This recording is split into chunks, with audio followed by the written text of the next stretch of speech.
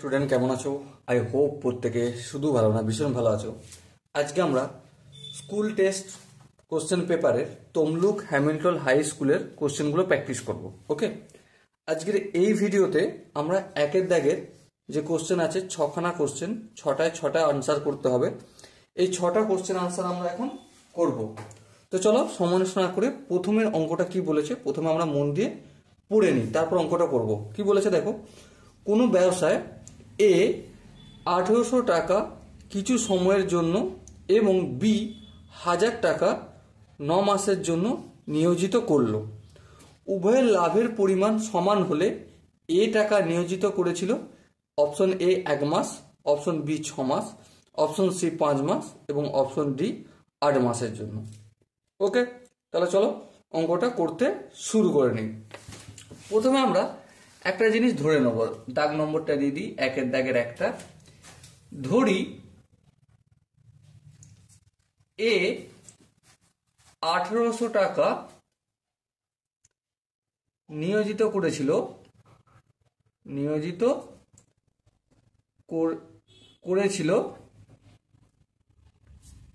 টি সময়ের জন্য, টি মাসের জন্য। এখানে মাসের গল্প আছে তাই টি মাসের জন্য করে দিলাম। ওকে, টিটা ধরলাম। তাহলে এবারে অতএব এ এর নিয়োজিত টাকা টি মাসে মোট ব্যবহৃত হয়েছিল কত? মোট ব্যবহৃত হয়েছিল 1800 গুণিতক টি, মানে 1800 টি টাকা। বেশ, এবারে দেখো কোশ্চেনটা একটু ভালো করে পড়ো। বি 1000 টাকা নিয়োজিত করেছিল কত? 9 মাসের জন্য। অতএব বি এর নিয়োজিত টাকার 9 মাসে মোট ব্যবহৃত হয়েছিল 1000 গুণিতক 9, তার মানে 9000 টাকা। এবার দেখো আমরা এ এবং বি এর লভ্যাংশের অনুপাত বের করব। হ্যাঁ, কি করে বের করতে হয় সেটা আই হোপ আমরা জানি, যে এ এর লভ্যাংশ ইউজ টু বি এর লভ্যাংশ, সেটাই হবে যে যত টাকা ইনভেস্ট করেছিল। তাহলে এখানে কত হবে? 1800 টি ইউজ টু 9000 টি, 9000। দেখো এখানে দুটো শূন্য, এখানে দুটো শূন্য কেটে যাবে। তাহলে এখানে থাকবে কি 18 টি ইউজ টু 90। আরেকটু যদি ক্যালকুলেশন করে যাই, 9 দুগুণে 18, 9 দিয়ে কাটলে 2 টি ইউজ টু, এটা 9 দিয়ে কাটলে 10 হবে। আরেকটু যদি ক্যালকুলেশন করি, 2 টিকে 2 দিয়ে ভাগ করলে শুধু টি হবে, আর এখানে 10 কে 2 দিয়ে ভাগ করলে 5 হবে। তাহলে টি ইউজ টু 5।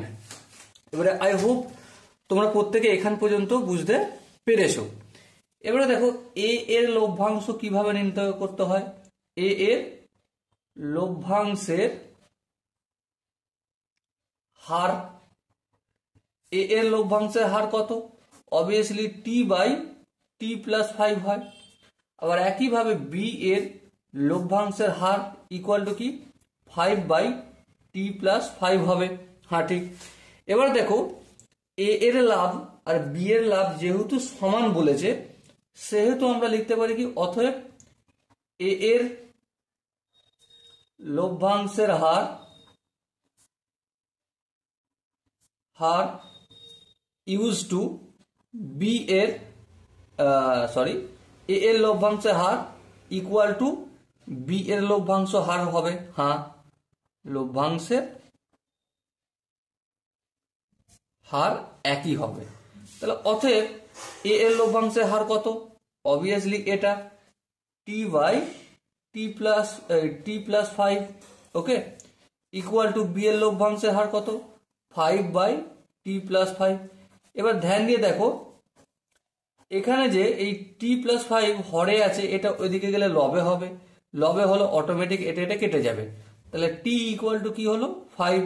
সো আলটিমেট এখানে যে অপশনগুলো রয়েছে তার মধ্যে কোন অপশনটা ঠিক হবে? অবভিয়াসলি অপশন সি, যেটা আছে 5 মাস, ওই অপশনটাই সঠিক আনসার হবে। ওকে, আই হোপ একের কোশ্চেনের আনসারটা প্রত্যেকের ভালো করে বোঝা গেছে। যদি কোনো জায়গায় প্রবলেম থাকে তো ডেফিনেটলি কমেন্টে অবশ্যই জানাবে। ওকে, চলো নেক্সট আমরা 2 এর দাগের অঙ্কটা করব।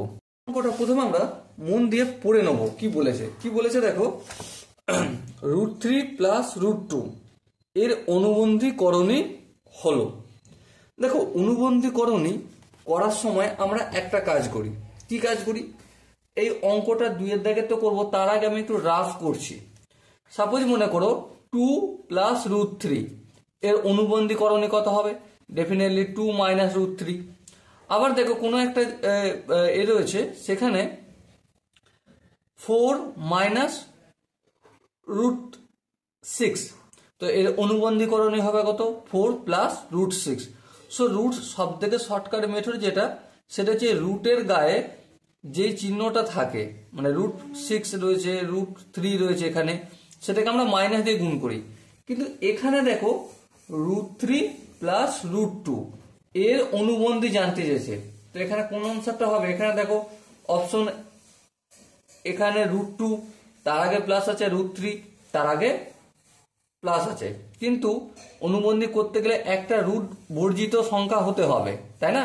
কিন্তু এখানে দুটোই রুট বর্জিত নেই, দুটি রুট যুক্ত সংখ্যা রয়েছে, তাহলে এখানে অনুবন্ধী কোনোটাই হবে না। কি হবে? কোনোটি নয়, option D is the correct answer হবে। ওকে, চলো এরপর আমরা 2 এর দাগের কোশ্চেনটা সলভ করব। দেখো 3 এর দাগের কোশ্চেনটা কি বলেছে, এবিসি সমদ্বিবাহু ত্রিভুজ। Okay, AC equal to BC, বেশ, AB square equal to 2AC square হলে অ্যাঙ্গেল সি এর পরিমাপ হবে। অপশন এ আছে 30 ডিগ্রি, অপশন বি আছে 90 ডিগ্রি, অপশন সি আছে 45 ডিগ্রি এবং অপশন ডি আছে 60 ডিগ্রি। চলো প্রথমে আমরা দাগ নম্বর দিয়ে অঙ্কটা করতে শুরু করি। করার আগে আমরা একটু ড্রয়িং করে নেব। ওকে, এই 3 নম্বর দাগ দিলাম। প্রথমে কি বলেছিল? এবিসি সমদ্বিবাহু ত্রিভুজ। সাপোজ এই হচ্ছে সমদ্বিবাহু ত্রিভুজ, AB equal to B, AC equal to BC. Suppose মনে করো এ বি আর এই সি ত্রিভুজ অঙ্কন করলাম। এসি বলতে এই বাহুটা, সমান সমান কোন বাহুটা? বিসি বলতে এই বাহুটা।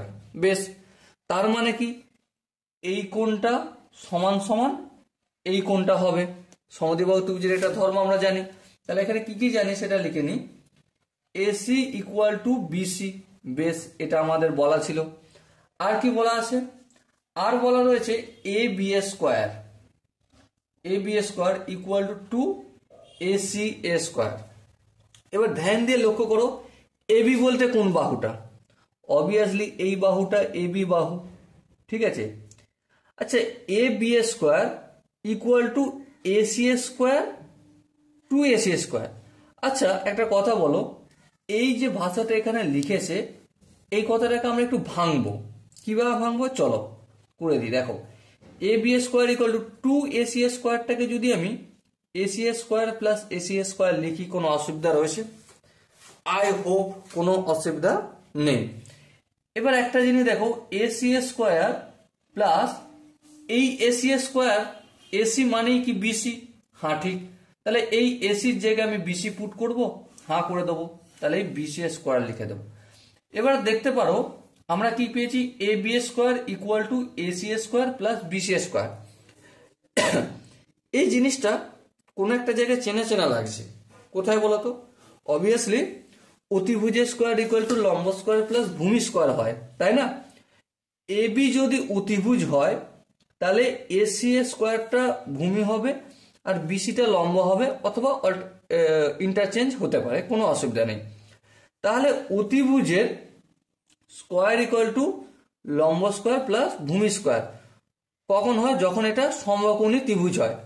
এবারে যেহেতু এবিটা আমাদের অতিভুজ আকারে দেখা যাচ্ছে, তো অতিভুজের অপোজিট বাহুটা কি হয়? অবভিয়াসলি সমকোণ হয় 90 ডিগ্রি। তাহলে এখানে সি কোণটা কত ডিগ্রি হবে? 90 ডিগ্রি হবে। সো এখানে যে অপশনগুলো রয়েছে কোন অপশনটা ঠিক হবে? অবভিয়াসলি অপশন বি 90 ডিগ্রি সঠিক আনসার হবে। Okay, so dear student, I hope 3 দাগের এই কোশ্চেনটা প্রত্যেকের বোঝা গেছে। যদি কোনো জায়গায় বুঝতে অসুবিধা থাকে, ডাউট থাকে, তো কমেন্ট সেকশন তোমাদের জন্য খোলা রয়েছে। আর যদি বুঝতে পেরে থাকো তাহলে একটা লাইক, শেয়ার, সাবস্ক্রাইব করে দেবো। ওকে, চলো নেক্সট আমরা 4 দাগের অঙ্কটা করব। অঙ্কটা কি বলেছে প্রথমে একটু মন দিয়ে পড়ে নিই, তারপর অঙ্কটা করা যাবে। বলেছে দেখো, আর একক দৈর্ঘ্যের ব্যাসার্ধ বিশিষ্ট একটি নিরেট অর্ধগোলক থেকে সর্ববৃহৎ যে নিরেট শঙ্কু কেটে নেওয়া যাবে তার আয়তন হবে, অপশন এ আছে 4 পাই আর কিউ ঘন একক, অপশন বি আছে 3 পাই আর কিউ ঘন একক, অপশন সি আছে পাই আর কিউ বাই 4 ঘন একক, এবং অপশন ডি আছে পাই আর কিউ বাই 3 ঘন একক। কোনটা হবে? চলো প্রথমে আমি একটা নিরেট অর্ধগোলক অঙ্কন করি, তাতে অঙ্কটা করতে সুবিধা হবে। ওকে, দাগ নম্বর দিয়ে দিই এখানে 4 দাগের। এটা লক্ষ্য করে দেখো, এই হচ্ছে আমাদের একটা বড় অর্ধগোলক। বেশ, এই হচ্ছে অর্ধগোলক। এবারে অর্ধগোলকের এখান থেকে এখান পর্যন্ত বাহুর দৈর্ঘ্য ব্যাসার্ধ আর, হ্যাঁ ঠিক, আমি এখানটা আর লিখলাম। আবার অর্ধগোলকের হাইটটাও কি হয়? অবভিয়াসলি আরই হয়। আই হোপ এখানটা প্রত্যেকের বোঝা গেছে। তো এই হচ্ছে আমার অর্ধগোলকের চিত্র। এবারে এখান থেকেই সর্ববৃহৎ শঙ্কু অঙ্কন করছি। তাহলে এখান থেকে এখান পর্যন্ত যাবে এই বাহুটা, হ্যাঁ ঠিক, আর এখান থেকে এই বাহুটা এখান পর্যন্ত যাবে। শঙ্কুর ক্ষেত্রফলের শঙ্কুর আয়তনের সূত্র কি? 1/3 পাই আর স্কোয়ার এইচ, এই তো সূত্র, হ্যাঁ ঠিক। তাহলে এবার দেখো 1/3 লিখলাম, বেশ, পাই আর স্কোয়ার লিখলাম। শঙ্কুর হাইট কোনটা? অবভিয়াসলি এটা হাইট। শঙ্কুর হাইট যেটা অর্ধগোলকের, সেটাই তো আবার ব্যাসার্ধ আর, হ্যাঁ ঠিক। তাহলে এখানে এইচ এর জায়গায় আমি যদি আর লিখে দিই, বলো কোনো অসুবিধা রয়েছে? আই হোপ অসুবিধা নেই। এবার দেখো, তার মানে কি, পাই এখানে আর স্কোয়ার ছিল, এখানে আর এর পাওয়ার 1, তাহলে 2 এর 1 কত? 3 হয়ে যাবে গুণের সময়। তাহলে পাই আর কিউ বাই 3 ঘন একক। সো ডিয়ার স্টুডেন্ট, এখানে যে 4টা অপশন আছে, কোন অপশনটা ঠিক হবে? Obviously option D is the right answer. Pi R Q by 3 ঘন একক, এটাই হবে সঠিক আনসার। আশা করি এই কোশ্চেনের কনসেপ্টটা প্রত্যেকের বোঝা গেছে। যদি বুঝতে কোনো জায়গায় অসুবিধা থাকে, ডাউট থাকে, কনফিউশন থাকে, কি করতে হবে? কমেন্ট সেকশন তো খোলা রয়েছে, কমেন্টে অবশ্যই জানাবে। ওকে, চলো নেক্সট আমরা 5 দাগের অঙ্কটা ভালো করে মন দিয়ে পড়ে নিই। অঙ্কটা কি বলেছে দেখো, যদি cos theta plus sec theta equal to 2 হয়, তাহলে cos থিটা তার পাওয়ার হচ্ছে 2024 প্লাস sec থিটা তার পাওয়ার হচ্ছে 2024, এর মান হবে, option A B C D 4টে অপশন দেওয়া রয়েছে। ঠিক আছে, চলো অঙ্কটা করতে শুরু করি। প্রথমে আমরা দাগ নম্বর দিই, cos theta plus sec theta equal to কত? 2। কোশ্চেন এটা বলা দেওয়া রয়েছে। এবার দেখো, cos থিটা রেখে দিলাম। sec থিটা এর অনন্য কি? অবভিয়াসলি sec থিটার জায়গায় আমি 1/cos থিটা লিখতে পারি, ইকুয়াল টু 2 হবে। আরেকটু স্টেপ আগে যদি নিজে, এই cos থিটার নিচে কিছু নেই, মানে 1 আছে, 1 আর cos থিটার লসাগু কত? cos থিটা হবে। cos থিটার সঙ্গে cos থিটা গুণ হয়ে যায়, লসাগু করছি, তাহলে কি হবে? এটা cos square theta plus 1 equal to 2 হবে। এবার দেখো, এই cos স্কয়ার থিটা প্লাস 1টা যেমন আছে তেমন আমি রেখে দিলাম, আর এখানে 2টা রেখে দিলাম। এই যে cos থিটাটা রয়েছে, এটা সমানের অপোজিট দিকে পাঠালে কি আছে? এখানে ভাগ আছে, হয়ে যাবে গুণ, তাহলে 2 ইন্টু cos থিটা হয়ে গেল। আর এক স্টেপ যদি আগে নিয়ে যাই, এখানে cos স্কয়ার থিটা যেমন আছে থাকলো, প্লাস 1 মানে কি 1 স্কয়ার লিখতে পারি, হ্যাঁ লিখতে পারি। এবার দেখো, সমানের ডান দিকে আছে 2 cos থিটা, এটা যদি বাম দিকে আনি কি হয়ে যাবে? মাইনাস 2 cos থিটা হয়ে যাবে, ইকুয়াল টু ডান দিকে কিছু পড়ে নেই, মানে 0। এবার দেখো এখানে একটা সূত্র হয়ে গেছে, A square plus B square minus সূত্রের 2 ইন্টু কস থিটা ইন্টু কিছু নেই মানে এক গুণ আছে, হ্যাঁ ঠিক। তার মানে এটা কি সূত্র, এ স্কোয়ার মাইনাস বি স্কোয়ার সূত্র। তাহলে এখানে কস থিটা মাইনাস 1 তার হোল স্কোয়ারের সূত্র। আর ডান দিকে যেমন 0 আছে তেমন করে দিলাম। তাহলে দেখো কস থিটা ইকুয়াল টু কি হবে, আচ্ছা কস থিটা মাইনাস 1টা রাখি, 0 হোল স্কোয়ারটা এদিকে পাঠালে রুট হয়ে যাবে, রুট 0 মানে 0, তাহলে ব্যাস হয়ে গেল। আরেকটা স্টেপ আগিয়ে গেলে কস থিটা ইকুয়াল টু কি পাবো, 1 পাবো, এটা হচ্ছে 1 নম্বর। এবারে কস থিটার জায়গায় আমি কি লিখতে পারি, 1/sec থিটা লিখতে পারি, হ্যাঁ, আর 1 থাকা মানে 1 হবে। এবার দেখো 1 ইকুয়াল টু সেক থিটাটা ভাগ আছে, অপোজিট দিকে 1 এর সাথে গুণ করলে সেক থিটা হয়ে যাবে, তাহলে সেক থিটার মানেও হচ্ছে 1। কোশ্চেনে আমাকে কি জিজ্ঞাসা করেছিল, কোশ্চেনে জিজ্ঞাসা করেছিল cos to the power 2024 theta plus sec to the power 2024 theta. দেখো cos থিটা এর মান কত, 1, 1 এর পাওয়ার 2024 প্লাস sec থিটার মান কত, দেখো এখানে 1, 1 এর পাওয়ার 2024, 1 এর পাওয়ার যতই করো না তার মান হয় 1, আর এখানে 1 এর পাওয়ার যতই করো না তার মান হবে 1, তাহলে 1 আর 1 এর যোগগুলো কত হয়, 2 হবে। সো ডিয়ার স্টুডেন্ট, এখানে যে 4টা অপশন আছে তার মধ্যে option C is the right answer. Okay, I hope প্রত্যেকের এই কোশ্চেন কনসেপ্টটা বোঝা গেছে। যদি কনসেপ্ট কোনো জায়গায় বুঝতে অসুবিধা থাকে, ডাউট থাকে বা কনফিউশন থাকে, কি করতে হবে, কমেন্ট সেশন তো খোলা রইল, কমেন্ট সেশনে জানাতে হবে। ওকে, চলো নেক্সট আমরা 6 দাগের কোশ্চেনটা সলভ করব। 6 দাগের কোশ্চেনটা কি বলেছে প্রথমে আমরা পড়ে নিই। ঊর্ধ্বক্রমে সাজানো কিছু ডিজিট আছে, নাম্বার আছে, যেমন 8, 9, 12, 17, x+2, x+4, 30, 31, 34, 39। তথ্যের মধ্যমা 24 হলে x এর মান হবে option A B C D, 4টা অপশন আছে। দেখো 6 নম্বর কোশ্চেন। প্রথমে আমরা তথ্যগুলো একবার একটু লিখে নিই বোঝার সুবিধার জন্য। প্রথমে 8 আছে, 9 আছে, 12 আছে, 17 আছে, x+2 আছে, x+4 আছে, 30 আছে, 31 আছে, 34 আছে, আর হচ্ছে 39 আছে। তাহলে কতগুলো সংখ্যা রয়েছে বলো, 1টা, 2টো, 3টে, 4টে, 5টা, 6টা, 7টা, 8টা, 9টা, 10টা। তাহলে n equal to 10, number of digit 10। 10টা কি যুগ্ম না অযুগ্ম, অবভিয়াসলি 10টা আমার যুগ্ম। এবার যুগ্ম সংখ্যার মধ্যমা কিভাবে নির্ণয় করা হয়, তাহলে যুগ্ম সংখ্যার মধ্যমা ইকুয়াল টু n/2 তম পদ প্লাস n/2 প্লাস 1 তম পদ ডিভাইডেড বাই 2, হ্যাঁ ঠিক। এবার দেখো মধ্যমা তো অলরেডি বলে রেখেছে, কত বলেছে, 24, তাহলে মধ্যমার জায়গায় আমি 24 লিখে দিলাম, ইকুয়াল টু 9, n এর মান কত, 10, 10/2 মানে কত, 5, তাহলে পঞ্চম পদ, ঠিক আছে, 5তম পদ প্লাস এটা কি n/2 মানে 10/2 মানে 5, 5 প্লাস 1 মানে কত, 6, তাহলে ষষ্ঠ পদ বাই 2। 5 নম্বর পদ কোনটা, 1, 2, 3, 4, 5, x+2।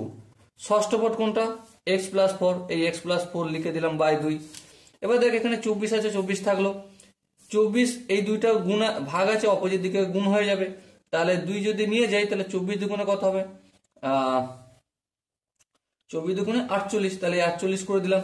আর এখানে দেখো 2 এর সঙ্গে 4 যোগ করলে 6 হয়, আর x এর সঙ্গে যোগ করলে 2x হয়, তাহলে 2x + 6, তাহলে 48, আর এই 6টা অপোজিট দিকে গেলে বিয়োগ হবে, বিয়োগ হলে কত হবে, 48 থেকে 6 বিয়োগ করলে 42 ইকুয়াল টু 2x।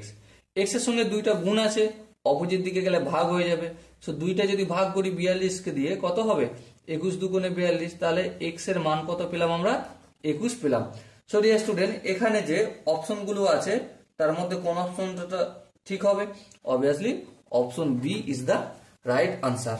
ওকে, এই ভিডিওতে আমরা তমলুক হ্যামিল্টন হাই স্কুলের 1 দাগে যে 6টা কোশ্চেন, যেখানে 6 নম্বর আছে, এক এক করে প্রতিটা কোশ্চেনেরই আনসার আমাকে করতে হবে। প্রতিটা কোশ্চেন সলভ করলাম এই ভিডিওতে। পরের ভিডিওতে আমরা 2 দাগে সলভ করব, তারপরে ভিডিওতে পরপর করে টুকটুক করে যাব।